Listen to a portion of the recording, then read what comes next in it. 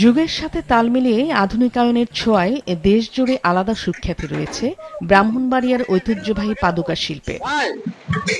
জেলায় বর্তমানে জুতা তৈরির কারখানা রয়েছে প্রায় ৬০টি, যার মধ্যে ৩০টিতেই জুতা তৈরি হয় স্বয়ংক্রিয় পদ্ধতিতে।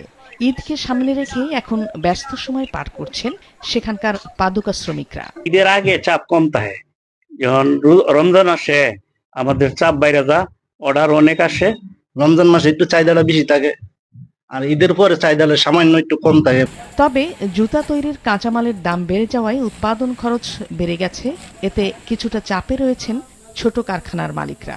সেজন্য আইলে আমরা দেখা যাচ্ছে 2 মাস আমরা ভালো কাজ করি, অবশ্য এরকম একটা কাজ না, মোটামুটি জুতা তৈরি করে বিক্রি করতাম। আজকে আমাদের তৈরি জুতাগুলি আস্তে আস্তে কমে চায়নার উপর নির্ভরশীল হতেছে। এরই মধ্যে দেশের বিভিন্ন প্রান্ত থেকে পাইকারি ব্যবসায়ীরা জুতা নিয়ে যাচ্ছেন কারখানাগুলো থেকে।